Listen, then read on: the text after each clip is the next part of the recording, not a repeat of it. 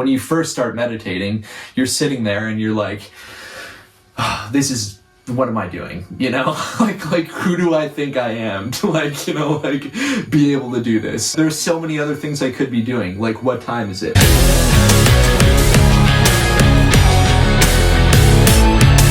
All right, let's get straight to the point, dude, because this is really what the crux of it all is. Tell me about Meshuggah Monday. What is it? I think it's marathon juggling. Well, you explained it as a drishti when we first started doing it, or when you first started doing it, right? Explain. You want to get the cameraman to put up that definition for us? Drishti. See that? I'll leave it up for a little while. Yeah, good word though. I think I use that word like with the wrong syntax a lot of the time. So people are like, it barely makes sense in that context, but... No, it does make sense though. Yeah, it makes perfect sense, I think. Like, how do you see it as a drishti? Yeah, I mean, it's just like a main point of focus in your practice, right? And for me, when I was doing it, I got really hardcore about it with like, all right, you can't skip a week. And we had talked about this when we first started doing it. Yeah. You might have been the one to like push that, like that's like the purpose. Like, don't ever skip a week. You're trying to come up with your best work every week and not stop, no matter what happens. Literally, no matter what. That's where the juggling comes into play, like the marathon juggling, right? Because you're constantly juggling this one thing with the rest of your life. And you're just keeping it going no matter what, Like, so it's like, oh, get COVID? Too bad. Right. Still have to do Meshuggah Monday. I'll fit Meshuggah Monday in one way or the other, dude. And that was the thing. But what's interesting is how it evolves, right? Because, dude, when I did Meshuggah Monday, yes, I literally would never skip a week. I thought that was like the fundamental point.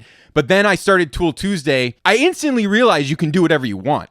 That's what's funny. Yeah. So Meshuggah Monday is like really about enforcing, I think, like the like hard line rules and sort of like channeling your artistry into like a severe discipline, like much more than a creative person normally might, impose on themselves. It's not like what creative people do. We were thinking more about like almost being like engineers, like systematically rearranging our brains with this information, because Meshuggah, for whatever cosmic reason, seems to hold a lot of the keys to what we found as composers, like writing, hundreds of songs, a lot more than most people have written. We found like their techniques really serve the composition process in an infinite way that you can systematically understand. I completely agree with that. I think there are different levels to it. Like, it was good for me to start focusing on it as like, okay, I'm going to do this every week and push myself to the creative limits every week, no matter what, just kind of get into that process of constantly doing that. It got really interesting too when I started to like go outside, like do stuff like outside in the woods, because then you have to think about like weather.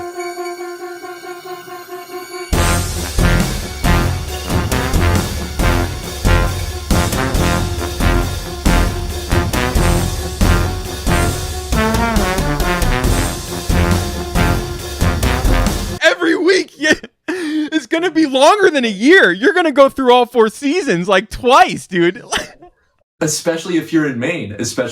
Oh my God. So it's like one of those things where it's like you have all 4 seasons, and all 4 seasons are hardcore in their own way. You have to think about like the position of the sun, like what time of day you're going to do it, to get like the right lighting. And I'm still working on that. Sometimes it's like, now here in New Zealand, it's like you have to think about like I'll go hiking first and scout for a place to like do like Meshuggah Monday to shoot, and then just think, okay, what time is it right now? It's like 2:34 p.m. All right, cool. The sun is hitting this mountain.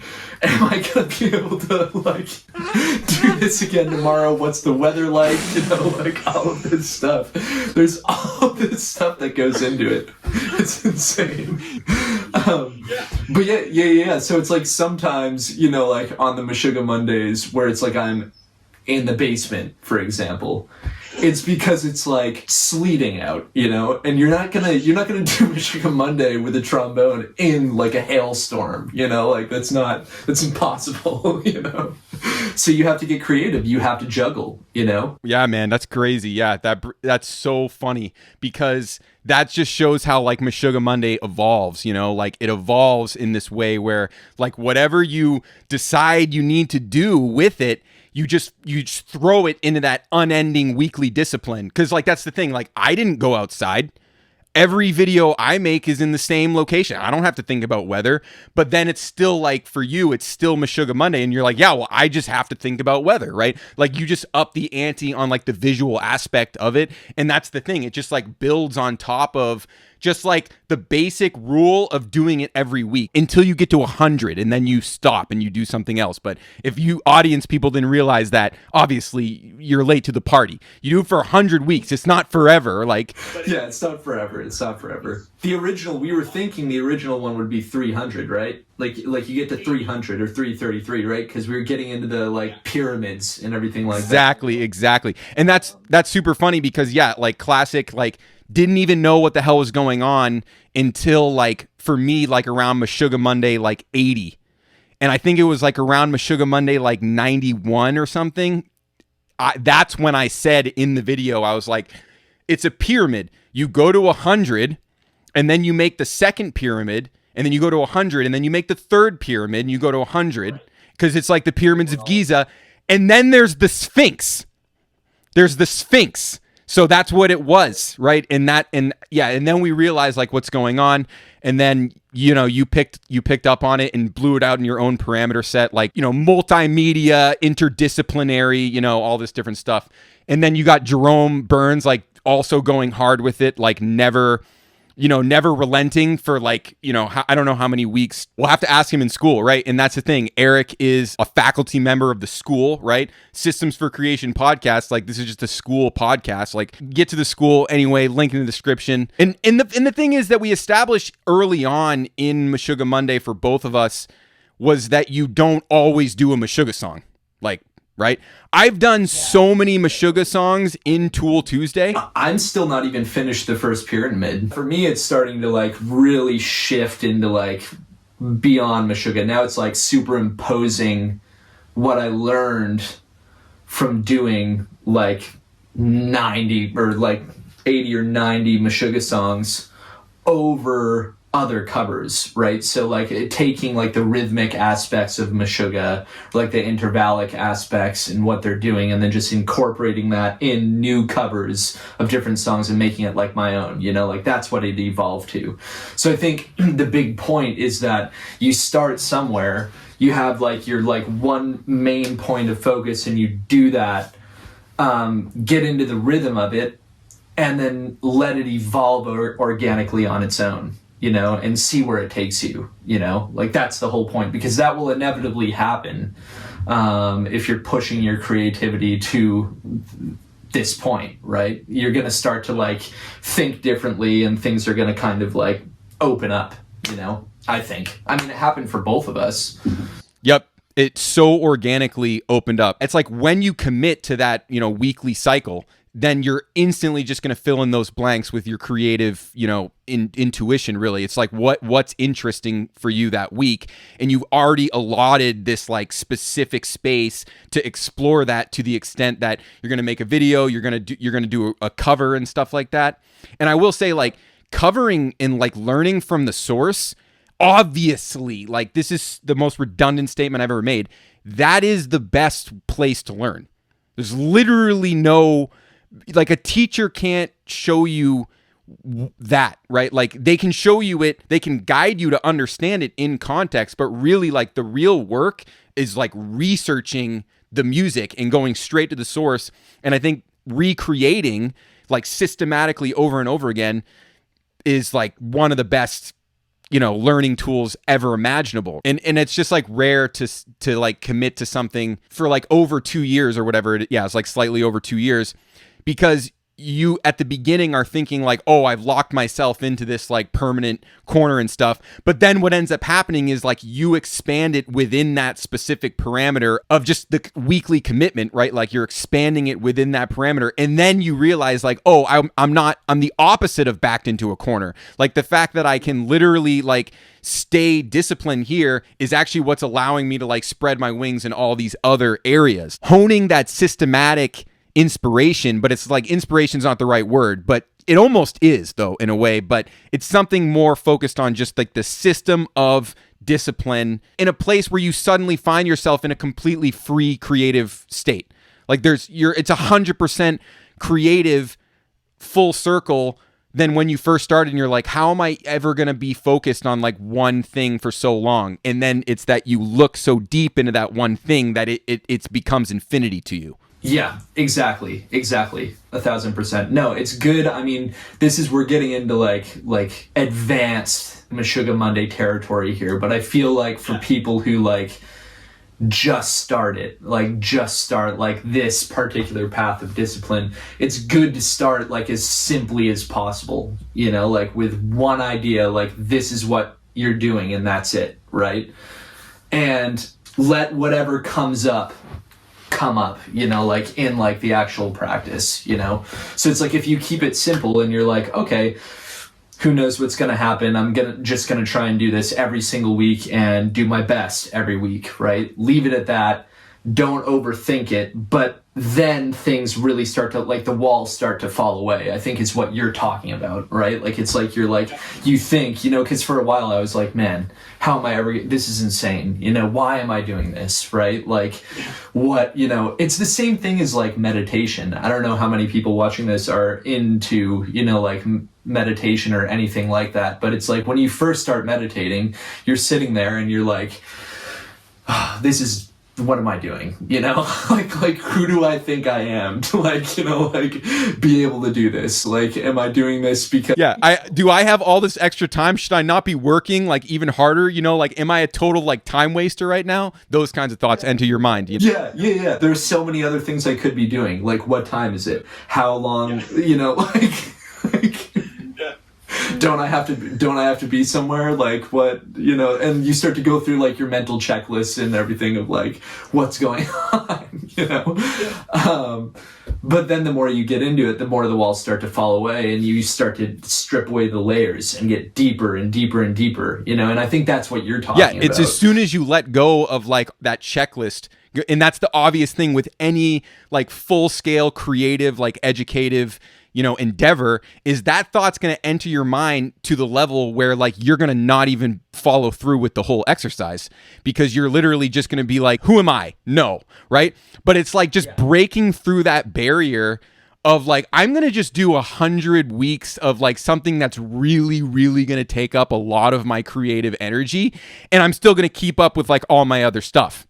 And then you start to realize like to create that environment for oneself is like, that's the secret to all life. Like, that's when you start to realize like your capacity to do creative things that's an endless well.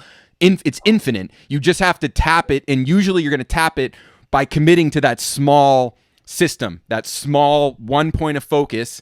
The walls start to fall away. Then you find yourself in infinity land, but you've already established the discipline to like systematically unpack all the pieces of infinity.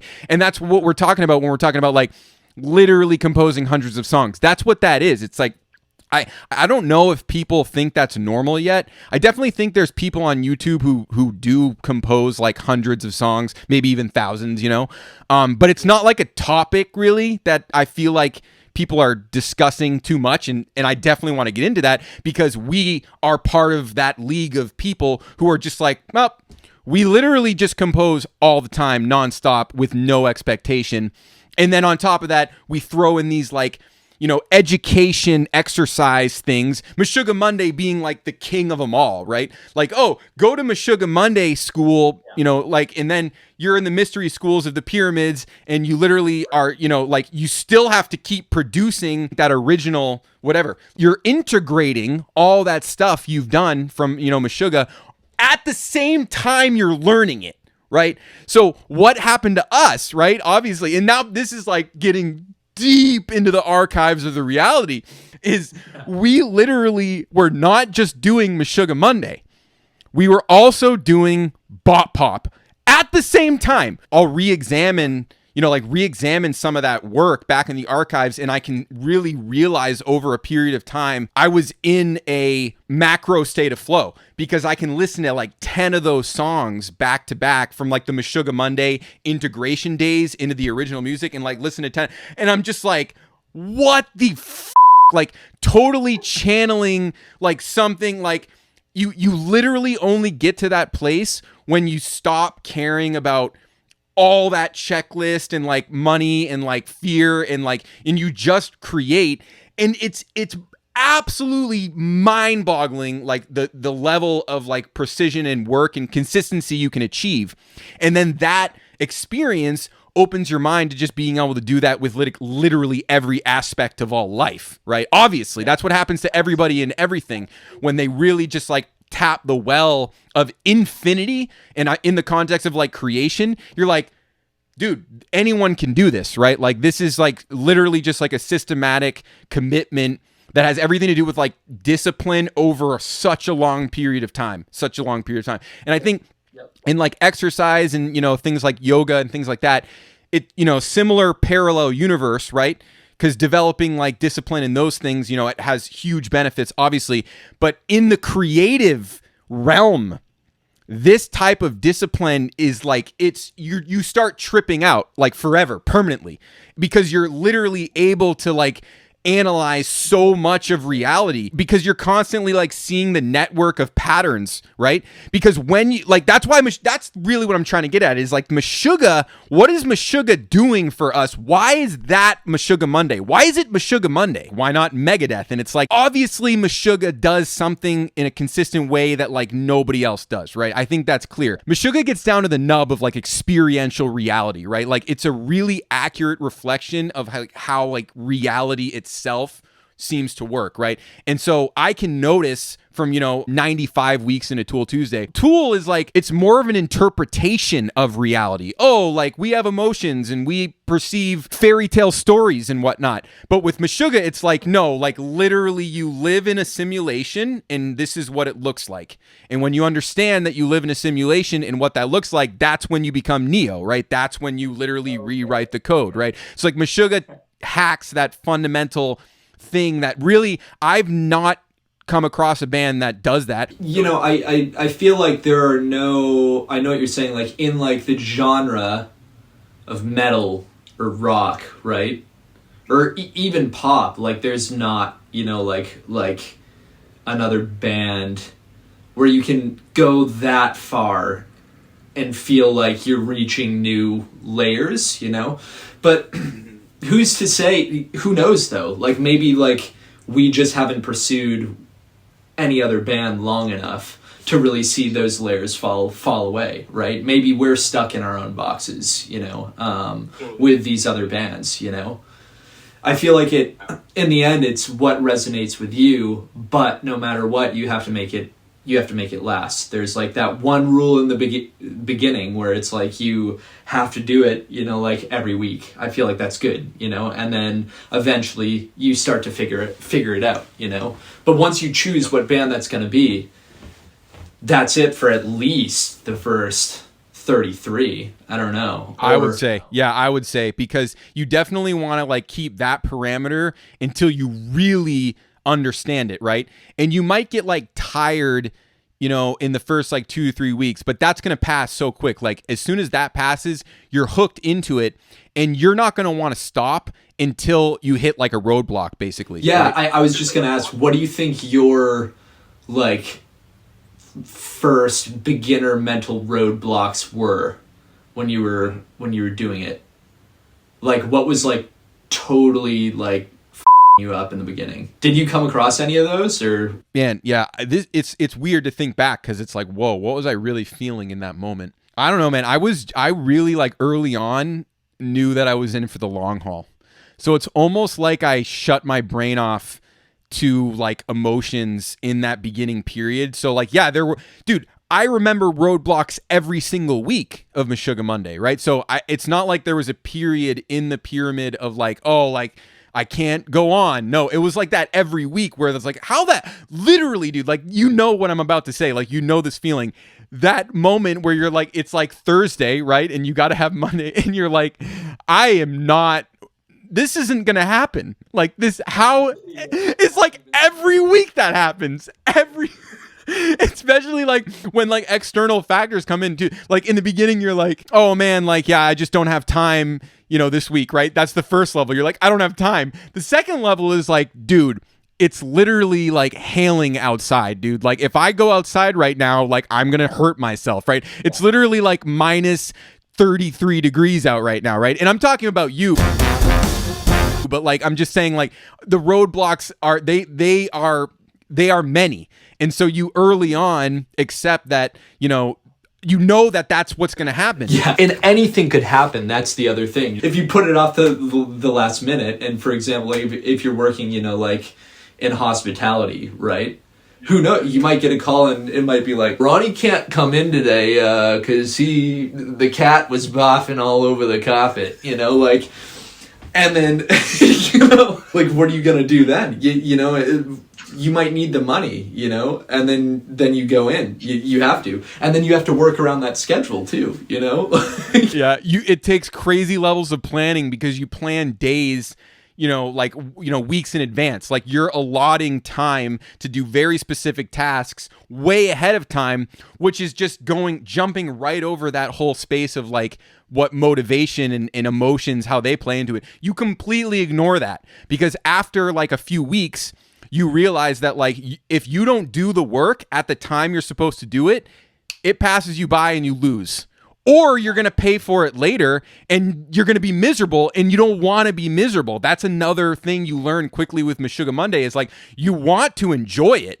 Obviously, the only way you're going to enjoy it is if you're like meticulously planning all of those moments of work like to the literal minute. The rule, if you're really following the rule, even if you run out of time, you still have to make it your best. You got to figure out how to wrap it up, like at the end. You got to figure out how to finish it and put it out to the world, So it's like your punishment is you put out something that wasn't your best, Yeah.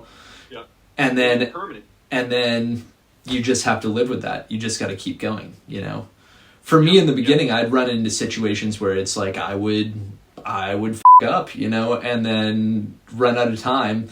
And then I'd get all into my head about like, well, oh man, like I'm putting out like this like terrible product. Am I ruining my career doing this? Like, why am I even doing it? Like all of this stuff, But then the minute you stop caring about that and focus on the simplicity of the parameters that you set for yourself in the beginning, like it's like, okay, you just got to get back on the horse. Just got to keep going. And you can always find an opportunity if you just stay within those parameters, right? Like the focus point just always comes back to like, there's going to be a way to subvert this, right? Yeah, like I'm not going to be able to do what I did last week, right? Because that's always the thing. It's like the previous week is chasing you with like how great it was. Because a lot of the times, right, so you have that whole huge emotional swing where it's like you're coming up to the end, you're running out of time, right? It's literally like 11:30 p.m. on Monday, right? You have to get it out right then. And you're just like, you instantly think of that like subversive solution because that's what you did in the first place. That was like the whole like premise of Meshuggah Monday early on, because if you go into it thinking that you're going to understand it and you're going to figure out how to like master all the cycles like in the first couple weeks, you are going to have a bad time, right? Yeah. So in the beginning, you learn subversion really quickly because you need to, right? So then that plays later in the pyramid when you've like over leveraged yourself time wise and you're like running out of time. And it's like, go back to subversion. And that's why what's funny is you never really have a week that you don't absolutely love long term. Like you might have a couple weeks in the moment where you're like not super happy with it, but ultimately they always turn out like, as we say, like the cliche of our whole thing is that was the best one ever, right? You literally say that. I would honestly say like 98% of the time, like 98 out of 100, I can't remember which ones weren't the best week, but like you always think that, and you're always blown away by how you up the ante the next week, especially when you feel like you're like dogging it and you're tired and you're just like dialing in the like looking back, like when you look back, you're like, dude, I was literally thinking so far outside the box. Like, what the actual hell? It's a positive way to like manipulate your dopamine, like treat your dopamine on like that macro weekly cycle. And you have like, extensive, like euphoric feelings are just like completely natural because of that, like, I'm gonna run out of time. I'm gonna die. This is horrible. Like, I need to like get on with my life. And then you just like do it, and then you move on. And like that energy is like, okay, I'm ready to like complete this pyramid. I'm ready to like see where this thing takes me. Because at some point in the story along the pyramid, effects of reality set in. Like, think about it. Like you're pushing your mind to like new levels, right? And then all of that settles at one point and it integrates probably somewhere around, like, I would say 33. I would say that's that first point where you're like, oh, okay, something is happening. You start to figure out, that's when you start to figure out your process too, like from like week to week, right? Like it's like you start to figure out like, all right, how do I approach this week? And you're like developing these tools to be able to complete it within like a week's time, And I think that stuff too, that's the kind of stuff that carries on in the rest of your life, like across the board, right? The systems you create to overcome the challenges that you know are coming. You literally, by 33, you literally are like, okay, like I know I'm going to get monkey wrenched. Like I know there are things that I can't account for that are going to happen. How do I subvert them? How do I create a dynamic system that can literally field all the things that life throws at you? For 100 weeks, you literally teach yourself to master reality, I don't know if either one of us is ever going to master reality, Right. You teach yourself to go after anything that you possibly set your mind to. You teach yourself that like it's worth it to like go through the hard challenges and maybe even face failure. But the lesson of Meshuggah Monday, which is funny, is that failure is actually, it doesn't exist. That's the one thing. If you stick to the discipline, it's impossible to fail.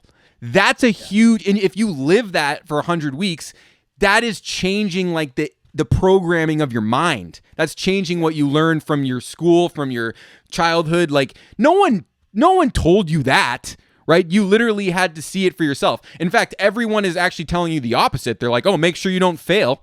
Make sure you don't do too many things, so you might fail at one of them. It's like it teaches you how to break all of those cycles, right? Like all of like those like ingrained mental cycles going on that you like grew up with, right? So when you come up with your way of like conquering the task at hand every week, thinking about it in a vague sense is a good thing to do because it pulls you outside of the whole musical aspect of it and applies it to the rest of like your life, like, so it's like, oh, I don't know, for like a lot of people thinking about how they're going to pay their bills this month, like, or something like that, right? Yeah. Like, how are you going to do it, right?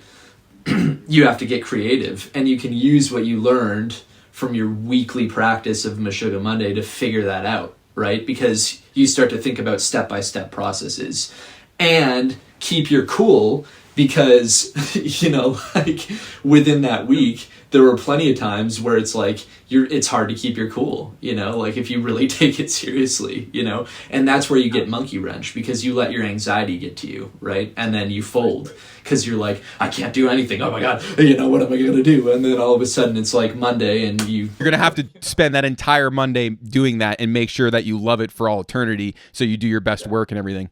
Yeah. It's something, dude. Well, I think that's going to cover it. Like I said, Systems for Creation faculty podcast, dude, right here. You listen to Eric Quinn, faculty member of Systems for Creation, dude. Link in the description. Go to school, learn. The whole point really is the community, right? When you go to the school, you're just talking to musical geniuses. You can work with them in any numbers of ways that you want. You can exchange values. It's really the community, dude. This is what we're building. And obviously, that creating systematically is the secret to literally creating the life that you want to live, right? So music is the ultimate training ground. Like picture Neo, dude, when he was learning jujitsu. It's the same thing, dude. The difference between, the movie The Matrix and the Matrix that we're living in is time. The movie makes it look like everything, oh, I need to drive a helicopter. Oh, okay, I know how. It's like that little second in time, that for us is just consistency. That just be consistent. That's the lesson of Meshuggah Monday. And it's like, when did this start? Maybe 2018, I think, was the first beginnings of my Meshuggah Monday, end of 2018. I think maybe it was very early 2019. But yeah, like that, this is definitely something that has allowed me to create life, right? Not let life, own me and send me in the directions that it wants to, but it's like, okay, now I know how to manipulate components, right? Components of reality. Like music is not that many components. It's only got 12 notes.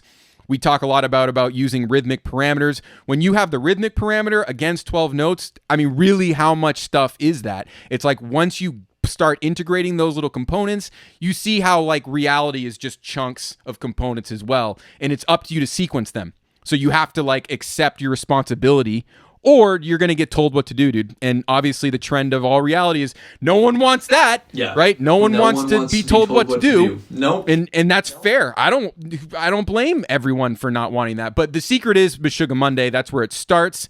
So we support that in school. We support this like discipline, right? So do yourself a favor, give yourself a place to be disciplined among disciplined people, and use music as the place to create the life that you want to live, dude. All right, so we'll be back with more podcasts, dude, with guests and everything like this.